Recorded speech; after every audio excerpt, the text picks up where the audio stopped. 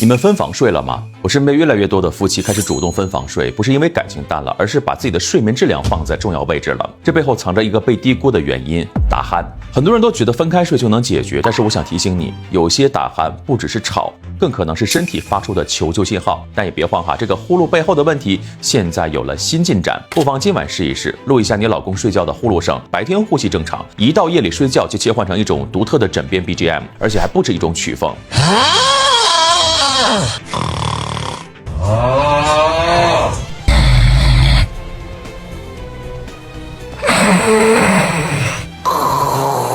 其中可能特别要警惕暂停式，打着打着突然就没声了，安静好一会儿又猛地大喘一口气儿才接上，这种鼾声可能就指向一个常被忽视的健康问题— OSA 阻塞性睡眠呼吸暂停。别觉得罕见哈，数据显示，近年来我国大约每4个人就有1个人患有 OSA， 连奥尼尔这位 NBA 具有统治力的中锋也在2011年确诊了 OSA。他曾经公开讲过，睡眠时呼吸暂停次数多到吓人，导致白天疲惫到训练都难以撑住。一个连职业运动员的身体素质都扛不住的问题，你还会觉得这是一件小事吗？所以如果你家也有一个夜晚自带 BGM 的打鼾人，请认真听一次他的鼾声。如果出现相关的症状，建议及时去正规医院的呼吸科或者是睡眠中心就诊，医生会通过专业的检测来做进一步的诊断。当然也不用过分的紧张， OSA 的药物治疗取得了突破性进展。目前 OSA 的治疗方案包括 PAP 即气道正压通气、药物治疗、外科手术等。我们进一步分析这个 OSA 是如何导致的呢？一个常见的原因可能与肥胖有关，